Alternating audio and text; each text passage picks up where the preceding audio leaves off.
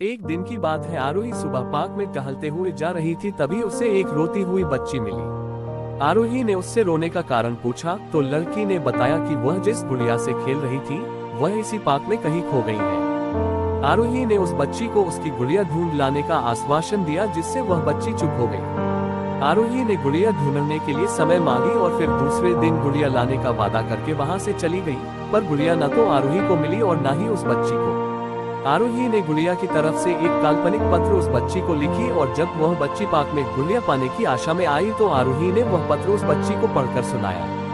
पत्र इस प्रकार था, कृपया रोना मत, मैं समय समय पर उस गुड़िया के बारे में तुम्हें लिखती रहूंगी, बस तुम रोना मत। अब आरोही रोज उस खोई हुई गुड़िया की तरफ से काल्पनिक पत्र लिखने लगी और लगभग रोज ही उस बच्ची को पढ़कर सुनाती, जो कि यात्रा का काल्पनिक वर्णन हुआ करता था। आरोही ने इस काल्पनिक लेकिन रोचक वर्णन ने उस बच्ची को रोने नहीं दिया। वह खुशी खुशी अपनी गुड़िया की घुमकपुरी के किस्से सुनाने लगी।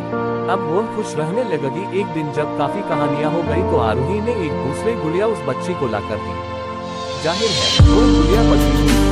उस बच्ची को अपनी खोई हुई पुरानी गुड़िया जैसे नहीं लगी। वह आती थी और देखने लगी। आरोही अनजान बनते हुए गुड़िया में चिपकी एक चिट को निकाल कर पढ़ने लगी। उसमें लिखा हुआ था, यह मैं ही हूँ, तुम्हारी वाली गुड़िया जो पार्क में खो गई। दुनिया भर की लंबी यात्रा की वजह से मैं थोड़ी बदल गई।